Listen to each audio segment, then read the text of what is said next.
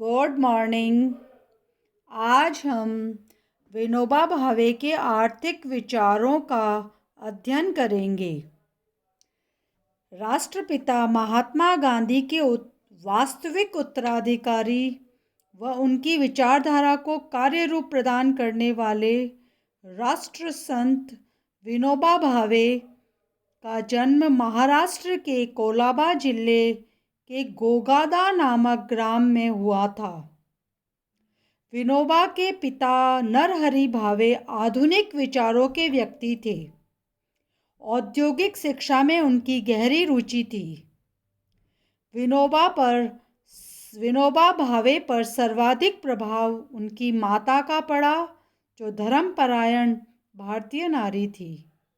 इस प्रकार विनोबा को पिता से वैज्ञानिक संस्कार तथा माता से भक्ति संस्कारों की प्राप्ति हुई।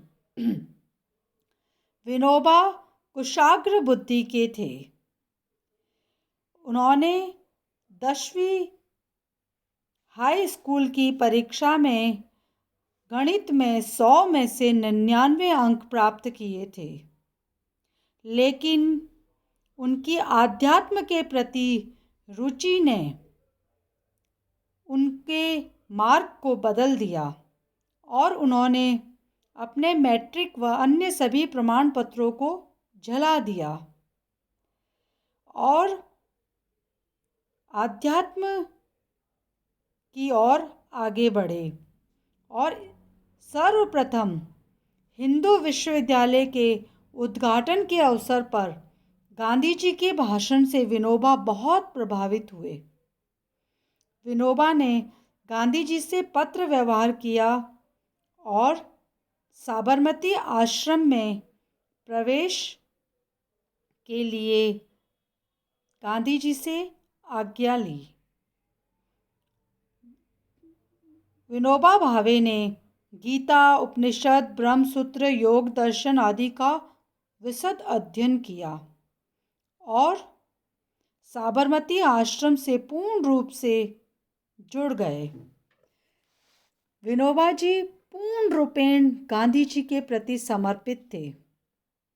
गांधी जी के शहीद हो जाने के बाद विनोबा जी की पहल पर ही गांधी जी के सभी अनुयायी ग्राम सेवा ग्राम में एकत्र हुए और वहाँ पर सर्व सेवा संघ का गठन किया गया। गांधी जी के सर्वोदय कार्यक्रम को आगे बढ़ाने का निर्णय लिया गया और विनोबा भावे के द्वारा गांधी जी के सर्वोदय व ट्रस्टीशिप दर्शन को मूर्त रूप प्रदान करने के लिए 5 अवधारणाओं पर बल दिया गया। उसमें से सर्वप्रथम है भूदान, दूसरा ग्रामदान, तीसरा संपत्ति दान, चौथा बुद्धिदान और 5वां जीवन दान। भूदान विनोबा जी की मौलिक देन है। भूदान से तात्पर्य भूदान 2 शब्दों से मिलकर बना है।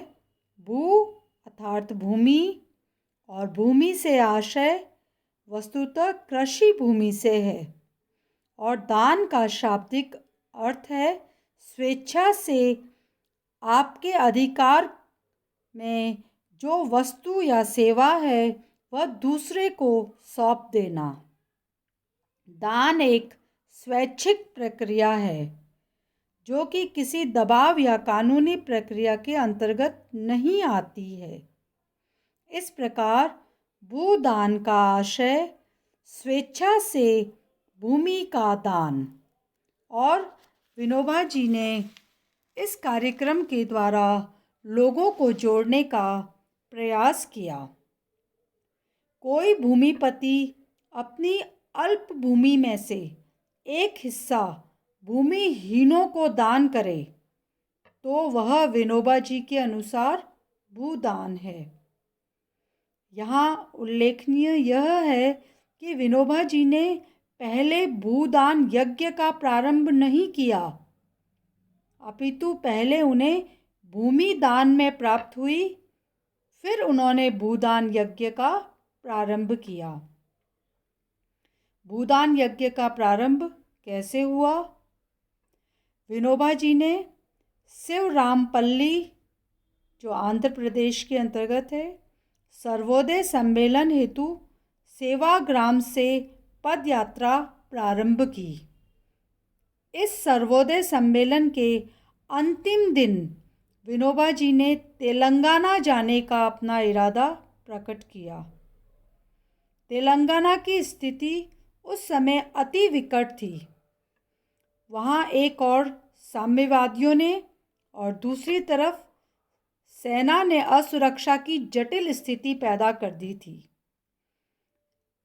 विनोबा जी को तेलंगाना जाने की अनुमति नहीं दी जा रही थी, लेकिन विनोबा जी ने रामनवमी के शुभ मुहूर्त पर 15 अप्रैल 1951 को इस शांति यात्रा का पैदल ही प्रारंभ किया और इस पद यात्रा में सुरक्षा की दृष्टि से पुलिस या सेना की मदद लेने से इनकार कर दिया।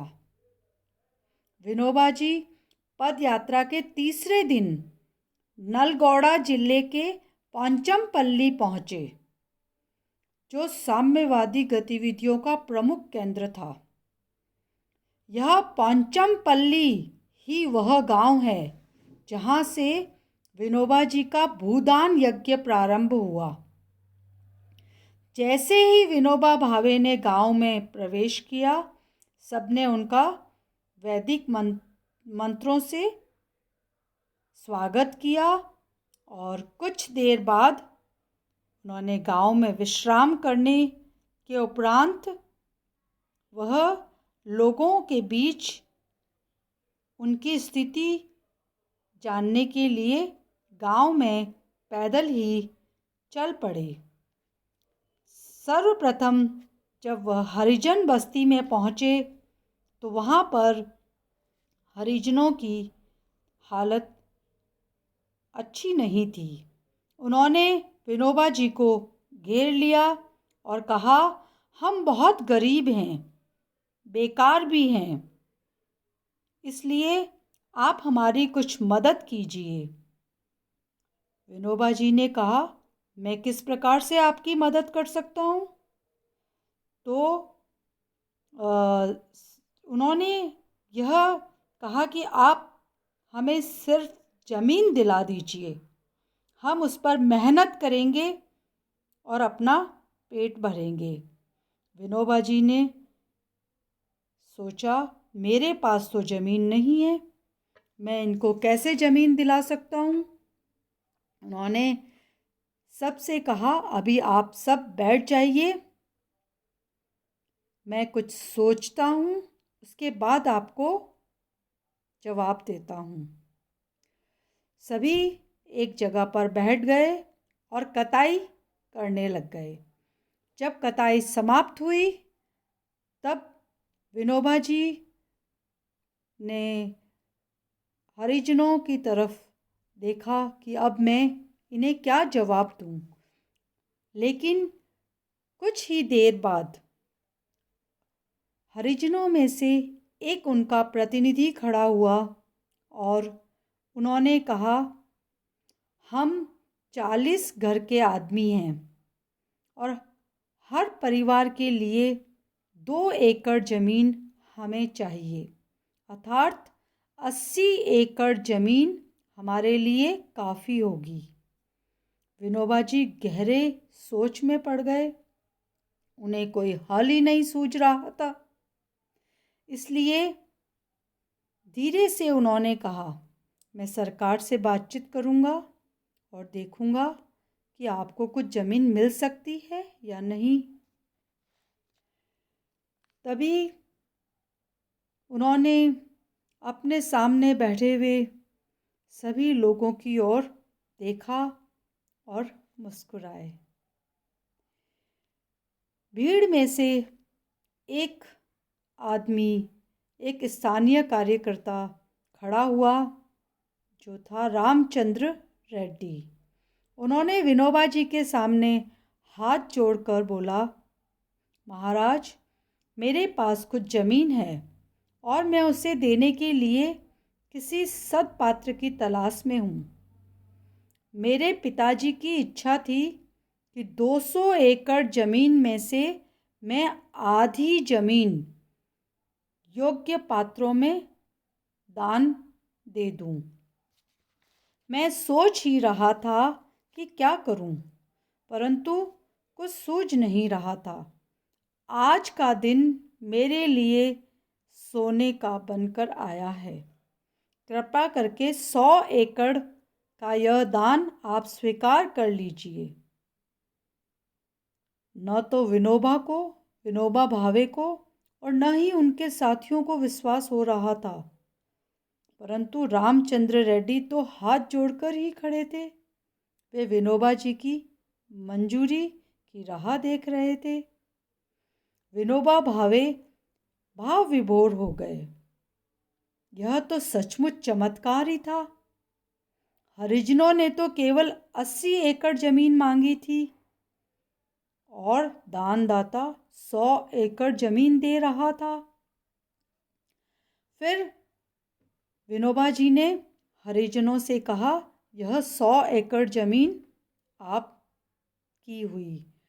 तो हरिजनों ने कहा, नहीं, हमें तो बस 80 एकड़ जमीन ही चाहिए। विनोबा जी भाव विभोर हो गए और उन्होंने इस प्रकार से अपने अंदर के भावों को व्यक्त किया, मैं यहाँ खाली हाथों से आया था और कल सुबह भी यहाँ से अगले गांव खाली हाथों ही चला जाऊंगा। दान देने वाले और दान लेने वाले दोनों यहाँ हमारे बीच बैठे हैं। वे हमारे सामने ही जमीन दे दें और ले लें। दानदाता हरिजन भाइयों को कुछ पैसा और खेती के औजार भी दें ताकि वे सहकारिता की पद्धति से खेती कर सकें। रामचंद्र रेड्डी ने विनोबा के सामने नम्रतापूर्वक सर झुकाकर इस जिम्मेदारी को स्वीकार कर लिया। इस प्रकार भूदान यज्ञ की गंगोत्री का प्रारंभ पोंचमपल्ली गांव और रामचंद्र रेड्डी के साथ हुआ। विनोबा जी ने भूदान यज्ञ का विस्तार करने का संकल्प लिया और कहा, आदमी जो कुछ करता है सदा अपने सोचे अनुसार ही नहीं करता। ऐसी उदात्त क्रियाओं के पीछे सदा कोई देवी शक्ति होती है। मैं तो एक श्रद्धाशील आदमी हूँ और भगवान के नाम पर काम करता रहा हूँ। अगर भगवान की इच्छा होगी तो मैं गांव के गरीबों के लिए इस प्रकार जमीन की मांग करने के लिए गांव-गांव घूमूंगा।